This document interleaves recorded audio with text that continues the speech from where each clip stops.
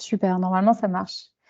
Eh bien, bonsoir à tout le monde. Merci beaucoup de vous être connectés ce soir. On va passer l'heure qui vient ensemble. Et on va parler donc d'inégalité et de discrimination environnementale à partir du cas de l'accès à l'eau dans les Outre-mer. J'animerai du coup avec Ilham Kombila qui se présentera juste après cette session. Moi, je m'appelle Emma Feilleux et du coup, je travaille pour Notre Affaire à tous sur ces sujets-là, notamment. Voilà, Ilham, est-ce que tu veux te présenter? Oui, merci beaucoup Emma. Alors, moi, je m'appelle Hélène Couvillage, je suis avocate au barreau de Montpellier et j'ai beaucoup travaillé sur la question des discriminations avant d'être avocate.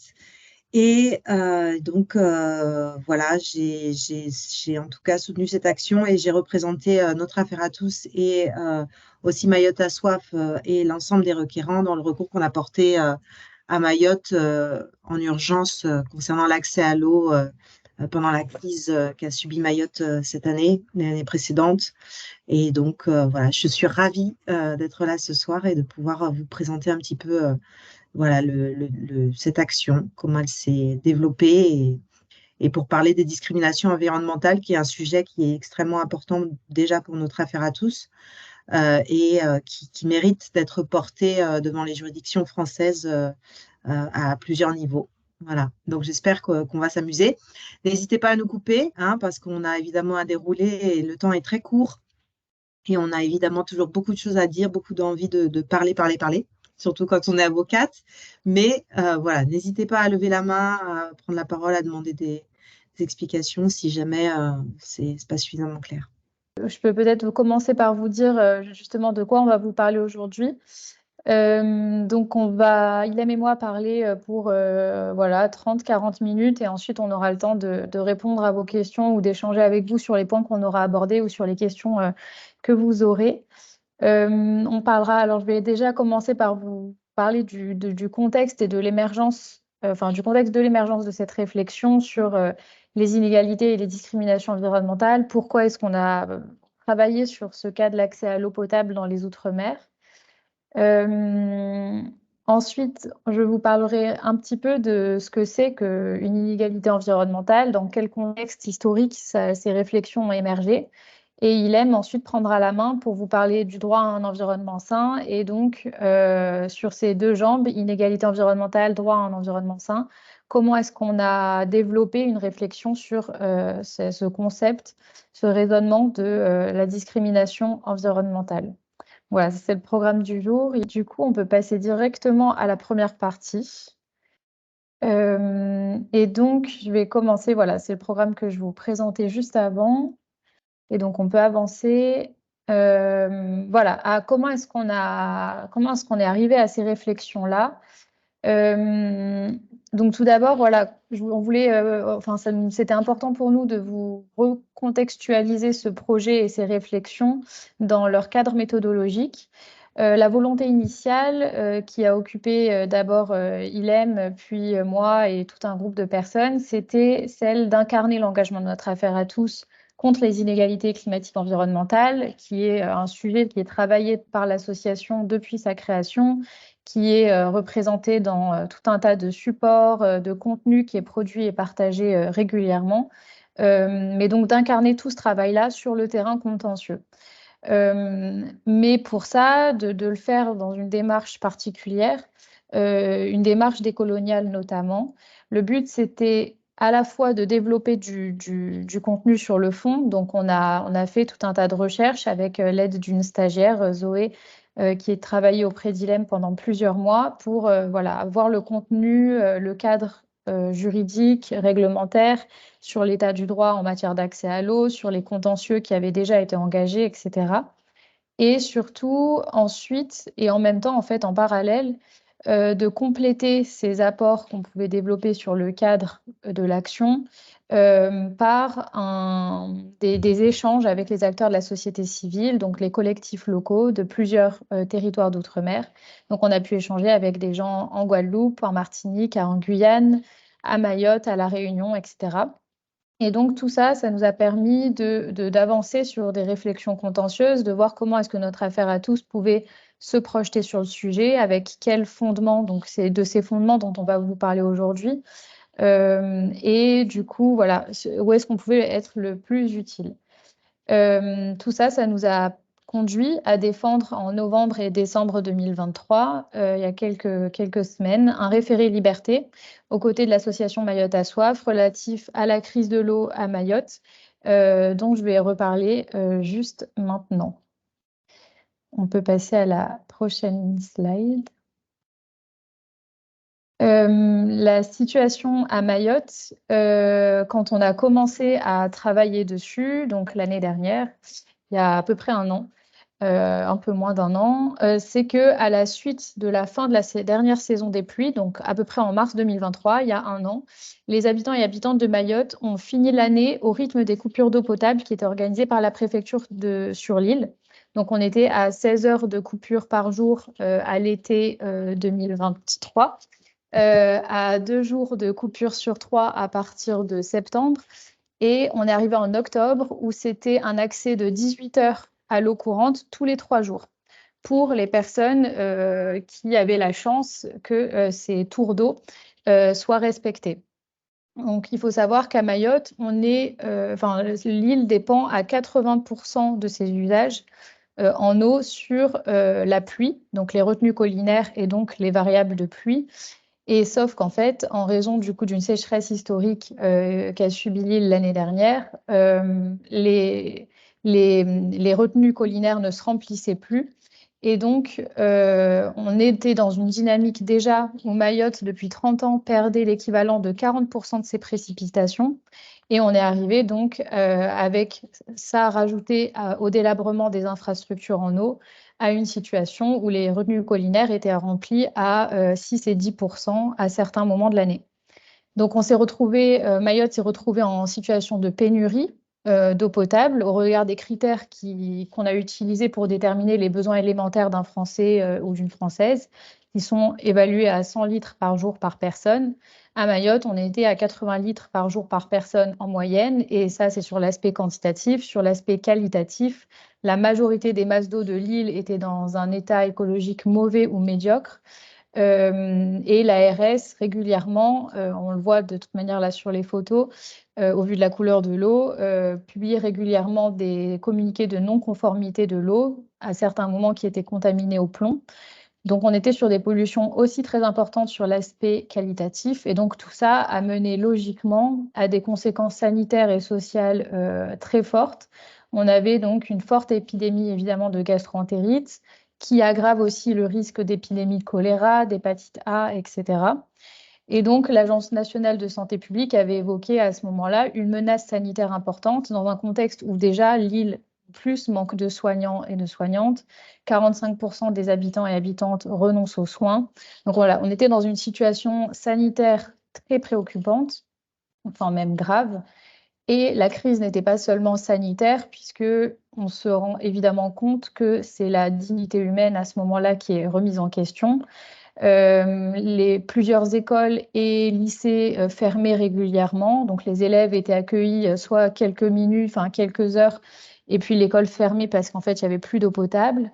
Les tensions sociales ont repris autour de cette question du partage de l'eau, de cette ressource vitale, dans un département qui est le département le plus pauvre de France.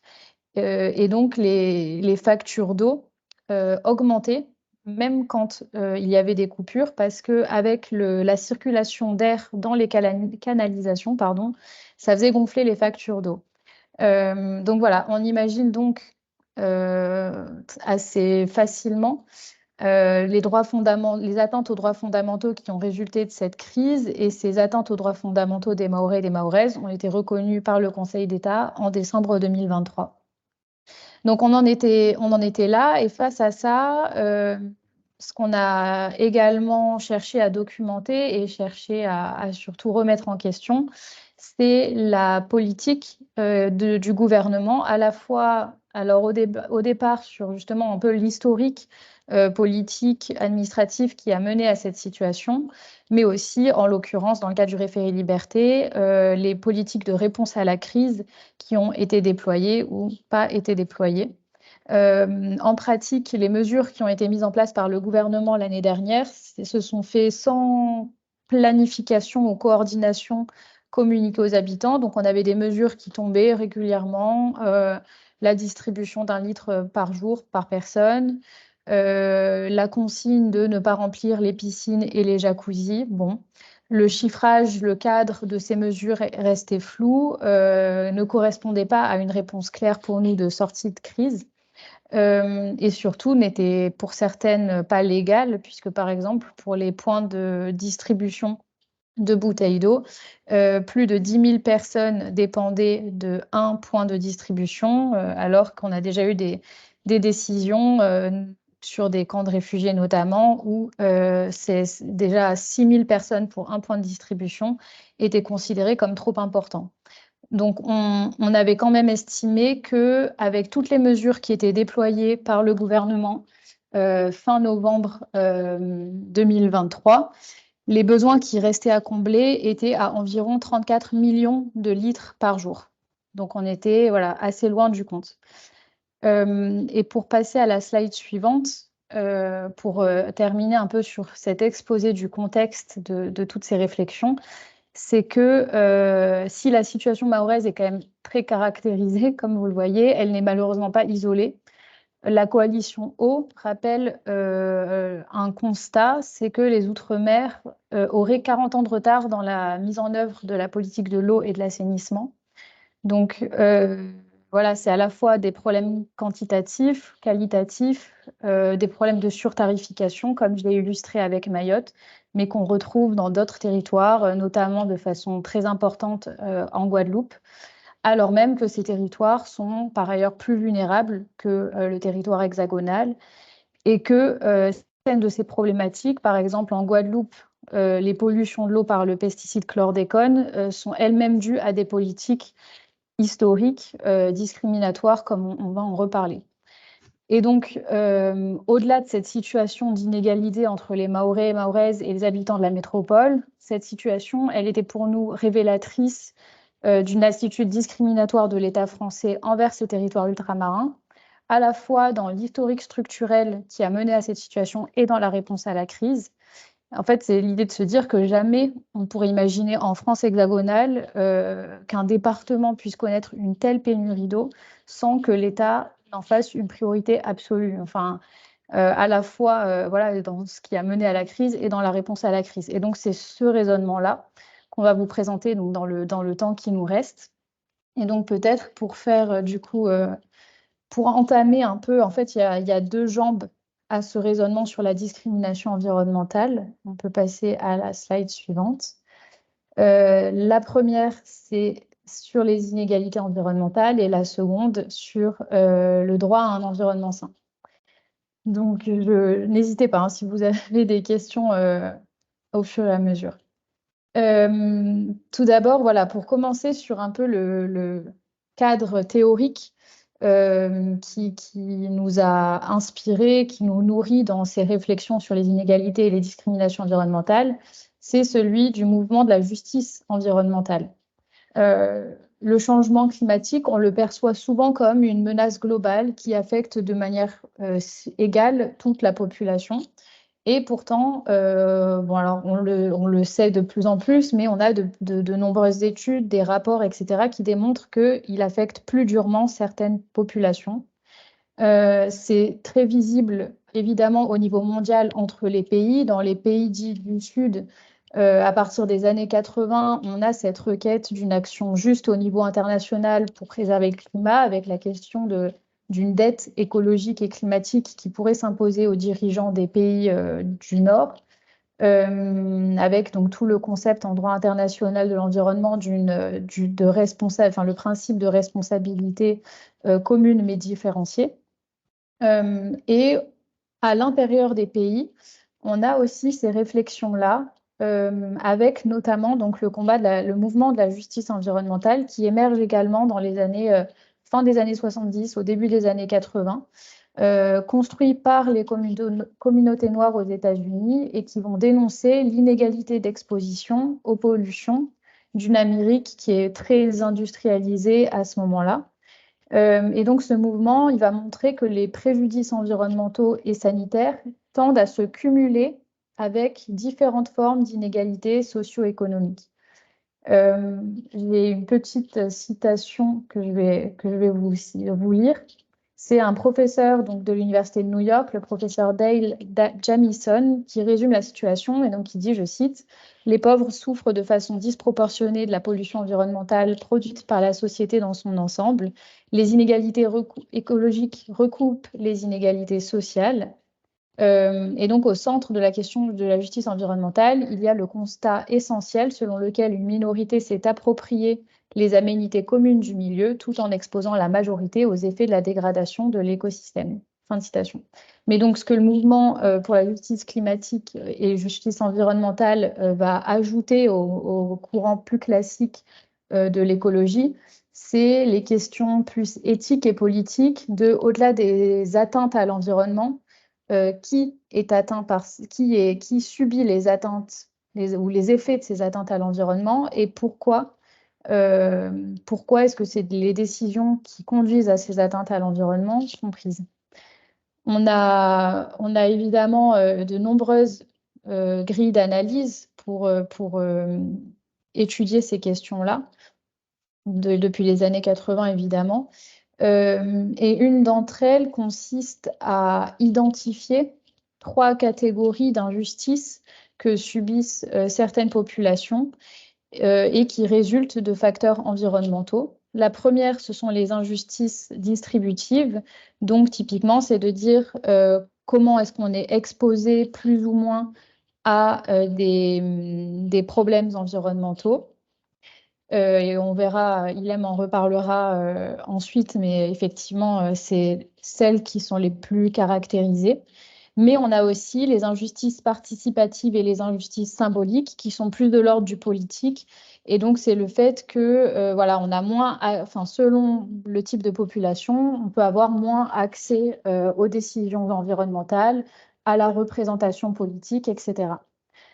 Et donc, pour finir là-dessus, on peut passer à la slide suivante.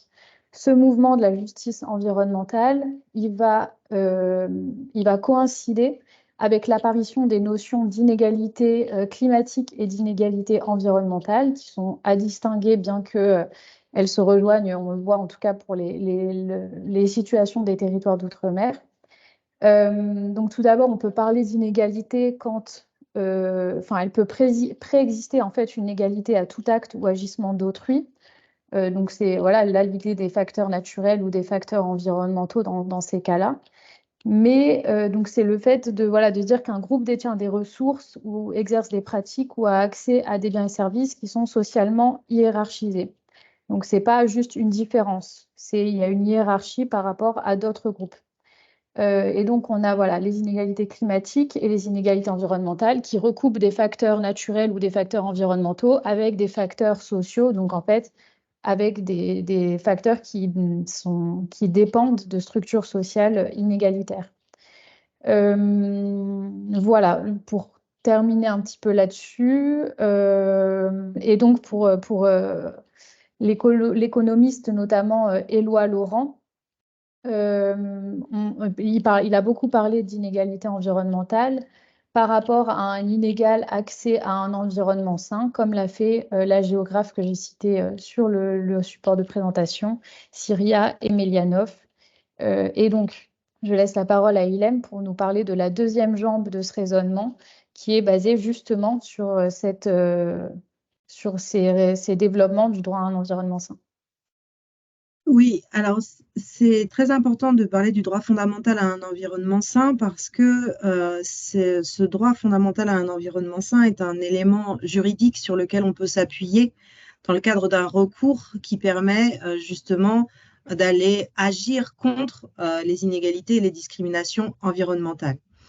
Et c'est donc le droit fondamental à un environnement sain existait finalement déjà avant que le Conseil d'État finalement ne l'élève et ne le reconnaisse. Il y avait déjà des jalons qui étaient là posés par le droit, mais cette reconnaissance formelle et explicite du Conseil d'État en 2022 fait que ce droit maintenant peut être invoqué comme une liberté fondamentale, notamment dans le cadre d'un référé liberté. Le droit fondamental à un environnement sain, il est reconnu ailleurs que dans le cadre français. Et surtout, il nous a permis justement de faire le lien avec le droit à l'eau potable. Parce que le droit à l'eau potable n'est pas reconnu en tant que tel, en tant que liberté fondamentale, explicitement. Pour l'instant, en France en tout cas, le droit à l'eau, c'est le corollaire en fait des alinéas 10 et 11 du préambule de la Constitution française qui finalement dit que la nation assure à l'individu des conditions nécessaires à son développement. Voilà, il peut être aussi évidemment le corollaire du droit à la vie, etc. Mais la reconnaissance du droit à un environnement, du droit à l'eau, pardon, comme un droit fondamental, pour l'instant, n'est pas explicitement reconnu. Donc, c'est par le truchement du droit à un environnement sain qu'on dit que l'accès à l'eau fait partie donc de ce droit à un environnement sain et doit être protégé en tant que liberté fondamentale. Par contre, cette reconnaissance viendra peut-être un jour et déjà sous-jacente, étant donné que le droit à l'eau potable, c'est un droit fondamental au niveau international. Hein. C'est un droit fondamental qui est reconnu tant au niveau européen qu'au niveau international, notamment par l'Assemblée générale des Nations unies qui l'a reconnu dès 2010. Et on peut le mettre en lien aussi avec l'article 14 de la Convention de 1979 sur l'élimination de toutes les formes de discrimination à l'égard des femmes. On le retrouve dans l'Assemblée parlementaire du Conseil de l'Europe, dans des directives du Parlement européen et du Conseil, sur la qualité des eaux et la quantité des eaux disponibles pour la consommation humaine. Donc, il y a différentes éléments juridiques qui permettent d'asseoir la reconnaissance du droit à l'eau et en tout cas de dire que ça doit être protégé comme une liberté fondamentale. Donc ça, c'est un des éléments qui permet d'appuyer en tout cas un raisonnement quand on veut en gros démontrer qu'il y a une discrimination environnementale dans l'accès à l'eau potable. Et puis l'autre élément, c'est évidemment la discrimination environnementale. C'est l'élément central en tout cas qui a mené notre action, en l'occurrence à Mayotte, mais aussi notre réflexion sur l'ensemble des Outre-mer. Et c'est un point qui est à la fois essentiel, mais aussi extrêmement délicat à aborder. Alors, c'est un élément essentiel parce que la prise de conscience des inégalités environnementales a entraîné plusieurs mobilisations. Donc, dans la lignée notamment du mouvement des droits civiques aux États-Unis, c'est à travers la question du racisme environnemental et de la discrimination environnementale que des premières actions juridiques ont eu lieu, notamment en 1979 avec la décision Bean versus Southwestern Waste Management Corp. Dans cette affaire, en fait, c'était des résidents de Houston qui s'opposaient à l'installation d'une décharge municipale à côté de leur domicile. Et en fait, la plaidoirie, là, dans cette affaire, va s'appuyer sur l'Equal Protection Clause du 14e amendement et aussi sur une étude sociologique qui met en évidence le fait que les décharges municipales sont majoritairement situées dans les quartiers qui sont habités par des Afro-Américains, alors que ces personnes ne représentent que 25% de la population de la ville. Donc, il y a une surreprésentation des décharges là où habitent les Afro-Américains. Et en fait, cette affaire a permis de reconnaître pour la première fois l'existence d'une discrimination raciale en matière d'exposition aux déchets et aux pollutions. Et en fait, c'est une affaire qui est fondamentale dans le mouvement de la justice environnementale, mais également dans la démonstration de la discrimination sur le plan juridique. L'utilisation d'études sociologiques, la démonstration aussi par le biais de pourcentages de population racisée par rapport à des lieux de vie, etc., etc. C'est des modèles en fait qu'on va retrouver ensuite dans tout le droit de la discrimination. Et en tout cas, c'est né dans un contexte, ces réflexions et ces logiques juridiques sont nées dans un contexte aux États-Unis, donc au XXe siècle, et le racisme environnemental a été théorisé par ces expériences de discrimination subies par des minorités ethniques en Amérique du Nord. Et donc, une question qui peut se poser, c'est est-ce qu'il existe un racisme environnemental en France? Enfin, en tout cas, on peut se la poser de manière purement rhétorique. Et elle a été posée, et il y a donc eu des études qui ont montré notamment qu'il y avait véritablement une inégalité d'exposition en France aussi aux risques environnementaux. Et ça a été notamment démontré en 2014. Et cette étude donc, de 2014 a démontré qu'il y avait un pourcentage supplémentaire d'immigrés quand il y avait un pourcentage supplémentaire d'immigrés présents dans une ville, eh bien, la probabilité qu'il y ait un incinérateur augmente de 29%. Donc, ces premières études ont été complétées évidemment par d'autres, et notamment des études sur le vécu des personnes racisées. Et le racisme environnemental, il est évidemment présent dans le paysage français. Il est même prégnant dans des situations qui se retrouvent dans les banlieues, dans les quartiers populaires, dans les aires d'accueil des gens du voyage, mais également dans les outre-mer. Et dans tous ces cas, en fait, on observe que le lieu de résidence, le logement, les transports, le travail sont des domaines qui montrent que les conditions de vie des personnes racisées les exposent en fait à des risques environnementaux et climatiques plus importants. Et il y a donc une vulnérabilité des minorités en raison de toutes ces circonstances. Et c'est en raison, en tout cas, de cette situation qu'on a réfléchi et pensé et voulu, en tout cas, lancer un contentieux en matière de discrimination environnementale pour mettre en avant, en fait, cette réalité de la discrimination et pas juste de l'inégalité. Et aussi, évidemment, essayer de mettre en lumière, finalement, cette situation de racisme environnemental. Ce qui doit être abordé, c'est comment démontre-t-on qu'il y a véritablement une discrimination. Les inégalités ne sont pas toutes des discriminations. Il peut y avoir des situations d'inégalité qui ne permettent pas de démontrer une discrimination. C'est-à-dire que toutes les inégalités ne sont pas proscrites par la loi. Il va y avoir certaines inégalités qui vont entraîner potentiellement des condamnations pénales et potentiellement des actions en responsabilité. Donc, une discrimination, c'est en droit, en tout cas, un traitement défavorable qui doit généralement remplir deux conditions cumulatives, c'est-à-dire être fondé sur un critère qui est défini par la loi, le sexe, l'âge, le handicap, l'origine, le nom de famille, etc. Et la deuxième condition, c'est que ça doit relever d'un domaine qui est déterminé par la loi. La loi détermine, en tout cas la loi française reconnaît plus de 25 critères de discrimination.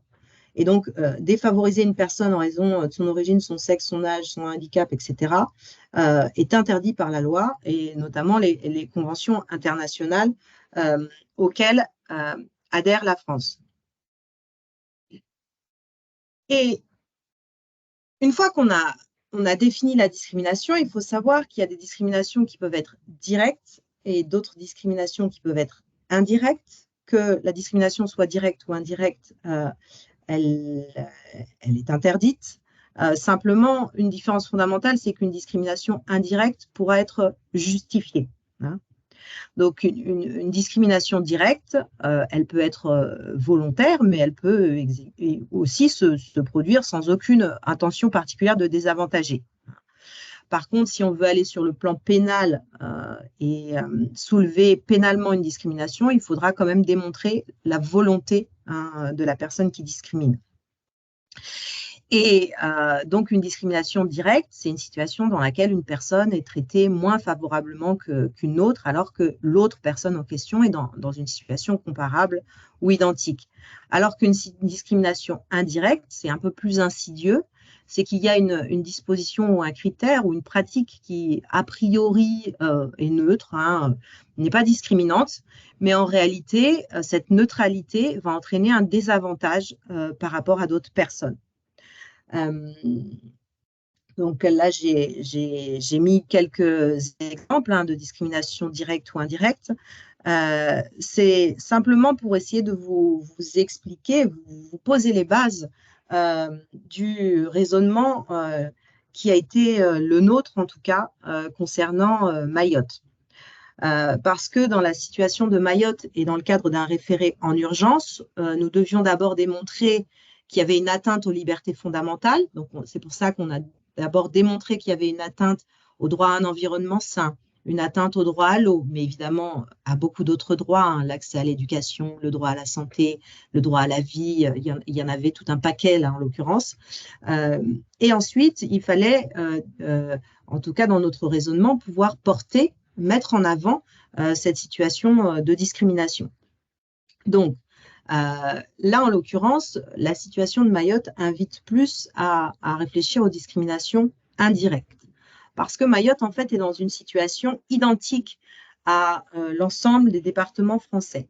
C'est-à-dire qu'il y a des dispositions relatives à la gestion de l'accès à l'eau, hein, qui est une gestion déléguée aux communes, en l'occurrence. Et c'est les communes qui sont donc en charge de l'eau, de l'assainissement. Elles peuvent le gérer en direct, elles peuvent déléguer ça à des prestataires privés, etc. Mais en tout cas, ce n'est pas l'État qui gère la gestion de l'eau et de l'assainissement. Et cette situation est valable partout, que ce soit en Hexagone ou en Outre-mer. Sauf que cette situation n'est pas adaptée à Mayotte. Elle n'est pas adaptée à Mayotte parce que Mayotte, comme aussi d'autres territoires d'outre-mer, ne dispose pas des infrastructures qui permettent véritablement de fournir de l'eau en quantité et en qualité suffisante.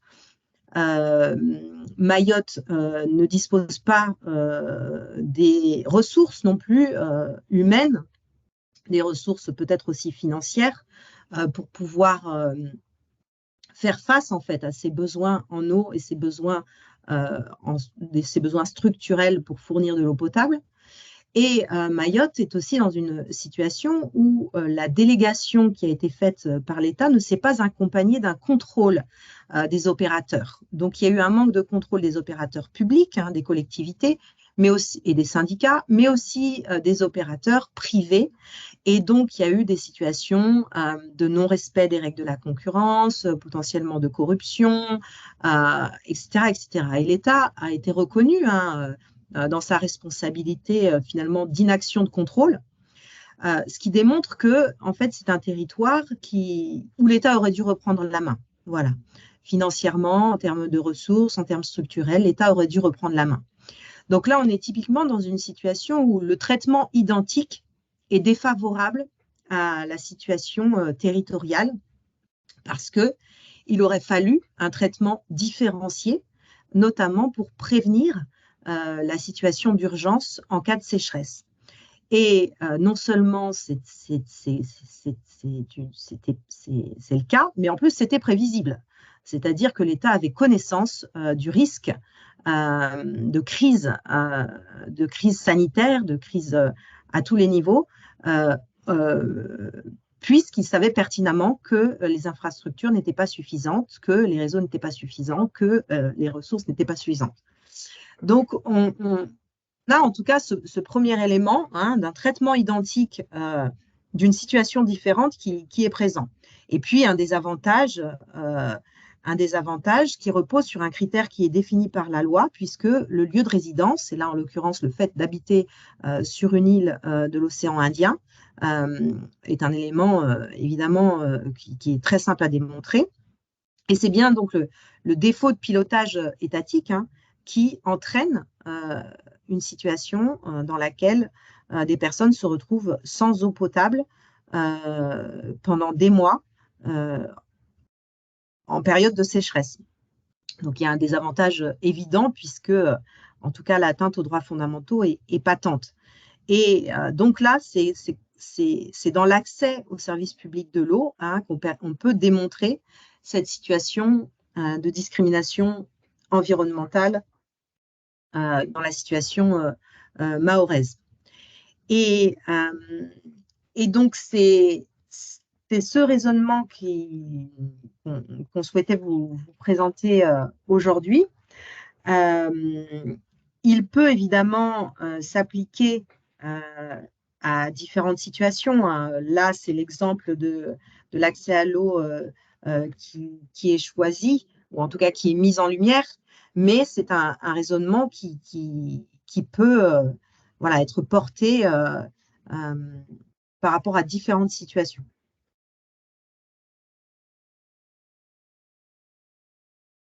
Si vous avez des questions, n'hésitez pas.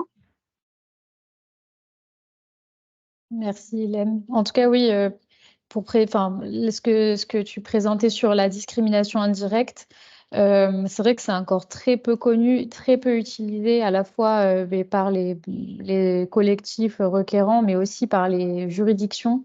Et donc, c'est vrai que c'est pas évident de construire ces raisonnements-là sur la discrimination indirecte parce que voilà, c'est effectivement peu utilisé jusqu'à présent en France. Voilà, effectivement. Est-ce que vous avez des questions, des remarques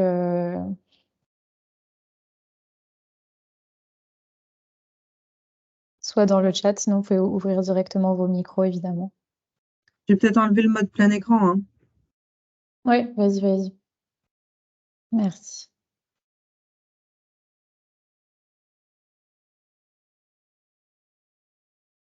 On va arrêter le partage d'écran. Voilà, super.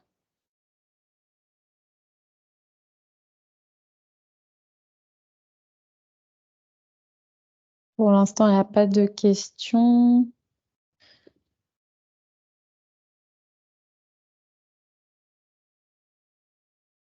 Super. En tout cas, voilà, toutes ces réflexions sont évidemment en évolution. On y réfléchit beaucoup avec ILEM, avec plein de gens autour, à la fois chez Notre Affaire à tous ou chez d'autres associations ou avec d'autres associations qui travaillent sur ces sujets d'accès à l'eau ou autres. Et donc, c'est évidemment un champ de recherche et de réflexion juridique qui est très riche pour incarner, cet angle de la discrimination permet vraiment d'incarner sur le terrain contentieux le thème des inégalités environnementales et climatiques. Donc, on pense qu'il est très porteur. Christelle, si tu vas-y.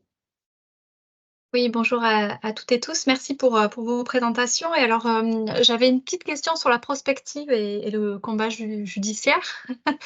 Alors, passé et avenir, comment vous voyez les choses? Bon, sachant que j'imagine qu'on ne peut pas non plus trop déflorer les idées, mais il y a quand même des pistes là très très intéressantes à porter, peut-être alors dans d'autres domaines d'ailleurs que la question de l'eau, j'imagine. Mais voilà, je voulais savoir si il y avait des pistes, des réflexions en cours, et s'il y avait des perspectives, voilà, sur le futur, suite au combat mené devant le juge administratif et comment on peut réorienter peut-être ces actions pour faire avancer et cranter ces questions essentielles d'inégalité environnementale, à la fois sur la question de l'eau, mais sur d'autres domaines. Merci. Je laisserai compléter Hélène, mais c'est vrai que évidemment, on est loin d'avoir épuisé les possibilités de recours et même juste les réflexions contentieuses sur le sujet de l'accès à l'eau dans les Outre-mer. Ce qui est assez intéressant dans la décision du Conseil d'État sur le référé liberté qu'on a eu donc fin décembre 2023, une décision de rejet, puisque le Conseil d'État considérait que finalement la saison des pluies allait reprendre et que donc l'urgence était moins caractérisée. Ce qui est assez frustrant quand on se dit que là, on est en mars 2024 et que donc la saison sèche va bientôt reprendre à Mayotte. Mais c'est qu'en tout cas, le Conseil d'État renvoyait à la situation structurelle très inquiétante de Mayotte, qui était, selon ses mots de mémoire, à surveiller, etc. Et donc, ce renvoi à ces critères structurels, il invite vraiment, je trouve, à investir justement ce raisonnement sur la discrimination. Et donc, et en fait, ce qui est aussi intéressant, je te laisserai préciser, Ilem, mais c'est que ce raisonnement sur la discrimination environnementale, il peut vraiment servir d'argument euh, dans plusieurs types de recours et dans plusieurs fondements, etc. Et en fait, ça peut être vraiment une béquille à l'argumentation pour solidifier la compréhension de la problématique et pas forcément seulement comme un moyen juridique classique. Et du coup, je pense que ça peut être un outil très souple, très flexible pour à la fois justement venir en soutien à des argumentations sur ces problématiques d'accès à l'eau dans les Outre-mer, évidemment Mayotte, évidemment Guadeloupe, et sûrement et d'autres territoires qui sont sujets aussi. Mais sur d'autres problématiques, il y a beaucoup de travaux sur, par exemple, les emplacements des aires d'accueil, ce qu'on appelle en droit administratif les gens du voyage. Il y a beaucoup d'autres problématiques qui pourraient s'y prêter. Et notamment parce que du coup, comme Ilem vous l'a présenté, on réfléchit à partir de ce critère du lieu de vie qui en France reste plus accessible, qui renvoie bien sûr à d'autres réalités structurelles qu'Ilem a présentées. Mais voilà, Ilem, je te laisse compléter peut-être sur toutes les réflexions juridiques et contentieuses que ça peut t'amener. Oui, alors il y a beaucoup à faire. Effectivement, comme l'a dit Emma, il y a cette réflexion peut évidemment fonder d'autres recours à Mayotte sur l'aspect structurel, d'autres recours dans les Outre-mer sur le même schéma. Moi, en fait, ce que j'ai à cœur, c'est que là, dernièrement, l'Assemblée nationale, elle a reconnu le 29 février, en fait, la responsabilité de l'État dans le scandale du chlordécone. Et en fait, c'est à la base, moi, c'est cette problématique-là qui m'a attirée vers ces questions-là. C'est ce scandale-là, cette situation scandaleuse qui m'a attirée à me dire il y a quelque chose à faire pour montrer devant les juridictions, démontrer qu'il y a des discriminations environnementales.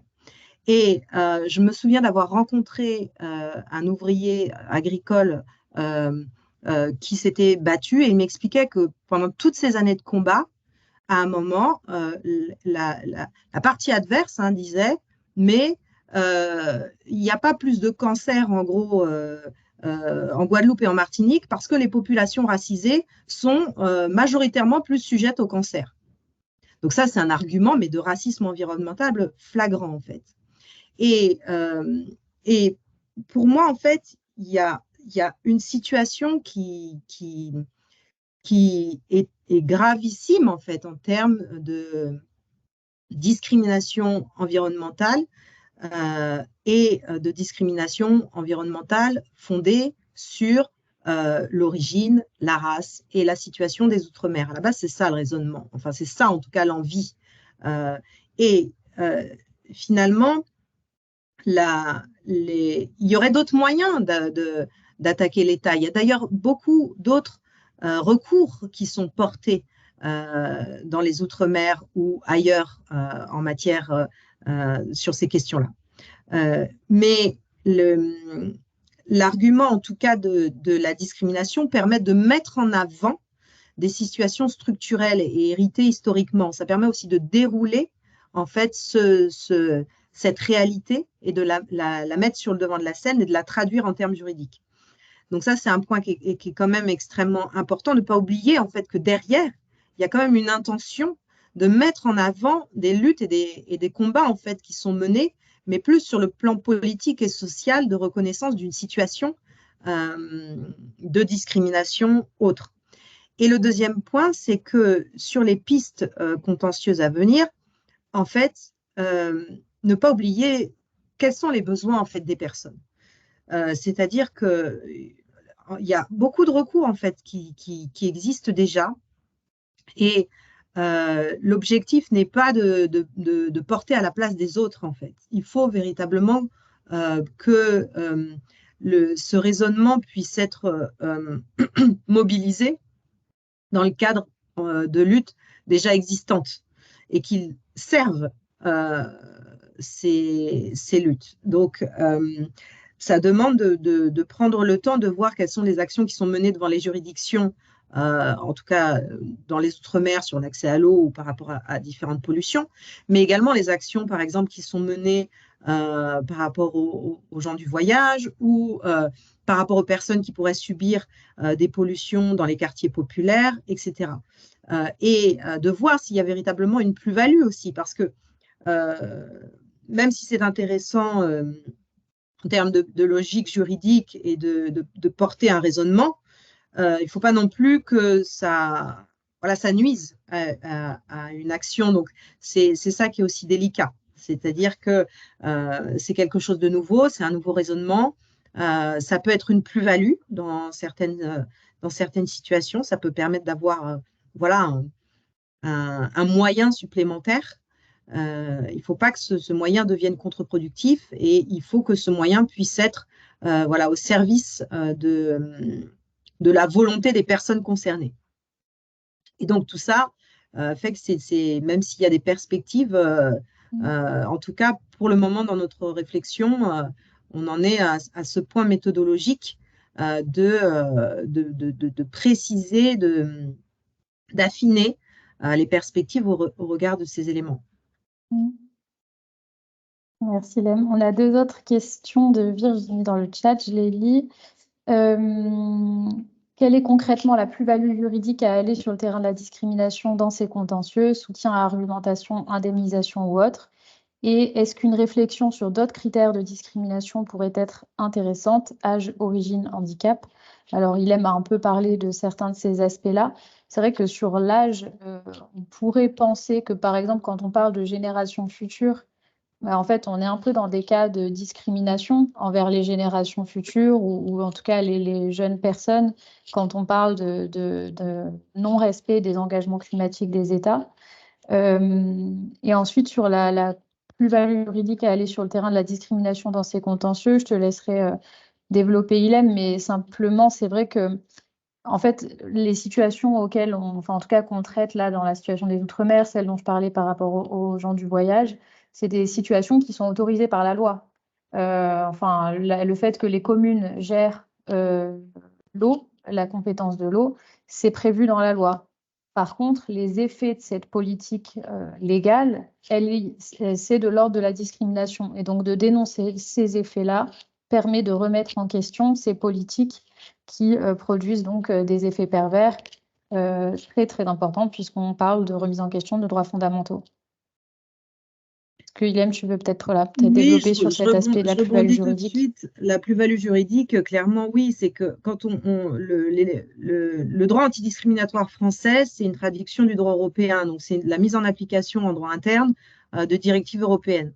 Donc, la plus-value, déjà, c'est d'aller chercher le droit européen, c'est de dire clairement que le droit interne, certes, a transposé le droit européen, mais l'a mal fait et que dans certaines situations, voilà, dans les pratiques notamment, eh ben c'est contraire au droit européen. Voilà, la législation française dans son application, même si sur le papier elle a traduit toutes les règles, eh bien dans son application, notamment dans les territoires d'outre-mer par exemple ou ailleurs, eh bien elle est pas OK avec le droit européen. Donc ça c'est une plus-value, mobiliser le droit européen, potentiellement mobiliser aussi le droit international avec un petit peu certainement moins d'effets, dans le sens où en droit européen, il y a une juridiction à laquelle on peut, des juridictions d'ailleurs, parce qu'il y a la Cour de justice de l'Union européenne qui pourrait potentiellement se positionner, notamment dans le cadre d'une question préjudicielle, si jamais le juge interne ne sait pas véritablement quoi faire de cette question des discriminations environnementales.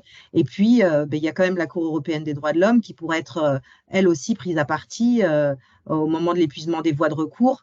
Donc, c'est quand même une plus-value intéressante. La plus-value aussi du raisonnement en termes de discrimination, c'est que certes, il est plus complexe, mais il est en quelque sorte… l'interdiction de la discrimination est plus stricte que le respect du principe d'égalité.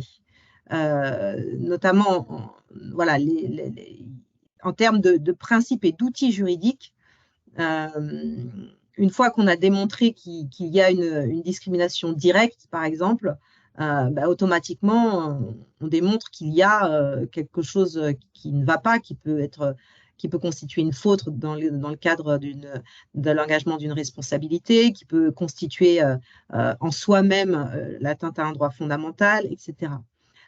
Donc, il y a une démonstration qui peut parfois permettre plus rapidement de cranter un élément pour aller dans le cadre d'une action pour rentrer dans le contentieux. Donc ça, c'est la plus-value. Les autres critères, oui, évidemment. On pourrait aller sur les autres critères, hein, le sexe. Là, on pourrait démontrer des situations de discrimination environnementale que subissent des femmes. On pourrait, voilà, tous les critères, en fait, parce que malheureusement, les discriminations se cumulent, sont en plus intersectionnelles, et malheureusement, chaque personne qui peut être victime de discrimination va subir de manière plus importante les effets du changement climatique et de la dégradation environnementale et de la perte de la biodiversité.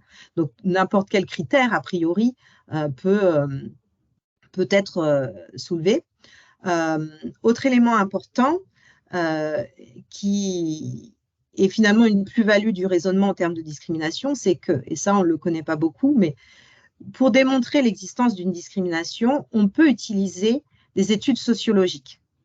C'est-à-dire que dans des cas de discrimination, on peut utiliser des études sociologiques, des études statistiques pour démontrer une situation de discrimination.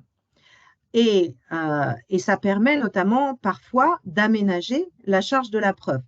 Pas au pénal, mais en cas de responsabilité, ça permet d'aménager la charge de la preuve. Donc, il y a des outils qui, par exemple, d'utiliser des recherches en histoire, en sociologie, en statistique, qui démontrent une situation d'inégalité, des études sur le vécu des personnes, etc., peuvent être mobilisées afin de démontrer l'existence d'une discrimination environnementale ou en matière de santé environnementale. Donc ça, c'est aussi une plus-value dans le sens où on peut mobiliser les autres sciences aussi sociales dans le cadre d'un raisonnement juridique pour essayer soit d'engager la responsabilité de l'État, soit d'avoir une intervention en urgence dans certaines situations, soit d'essayer d'obtenir à terme finalement une situation environnementale en tout cas plus appropriée.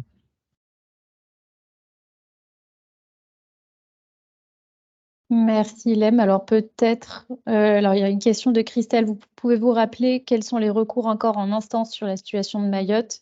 Et ensuite, on pourra prendre peut-être une dernière question s'il y en a une. Alors, de mémoire, il y a essentiellement une enquête pénale qui a été ouverte très récemment, au mois de février, je crois, suite à la plainte de plusieurs usagers sur les dysfonctionnements du service de distribution d'eau potable. C'est une plainte qui visait à la fois l'État, les collectivités, le syndicat intercommunal de la gestion de l'eau, une filiale de Vinci, etc. Donc une enquête pénale qui va forcément prendre un peu de temps. Et sinon, je pense que c'est tout ce qui était encore en instance, puisqu'il y avait eu, avant le jugement de notre référé, un autre jugement quelque temps avant qui avait permis l'indemnisation partielle, très limitée, vous l'imaginez, de certains... alors, est-ce que c'est... J'ouvre en même temps le lien. Alors, je vous envoie le lien de l'article du Monde concernant cette enquête, l'ouverture de cette enquête. Voilà, mais c'est ce que j'avais en Emma, c'est tête. celle qui est portée par l'avocat Daoud dont tu parles là. C'est ça, Il n'y en a tout pas à fait. d'autres? Voilà, Ok, exactement. ça marche. Alors, est-ce qu'il y a d'autres questions avant qu'on clôture cette session de l'Académie Nat qui sera donc qui a été enregistrée et qui sera publiée sur YouTube, sur la chaîne YouTube de Notre Affaire à tous d'ici la fin du mois.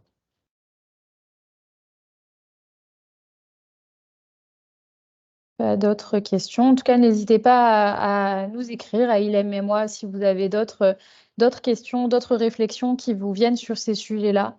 On est très preneuse de toute la nourriture intellectuelle qui peut être partagée là-dessus. Et sinon, je vous souhaite une bonne soirée. Merci encore de vous être connectés. Merci Ilham pour cette co-animation. Et donc, la prochaine session de l'Académie NAD se déroulera en avril et sera annoncée très bientôt sur les différentes boucles mail et WhatsApp. Bonne Merci à soirée. tous. Bonne soirée.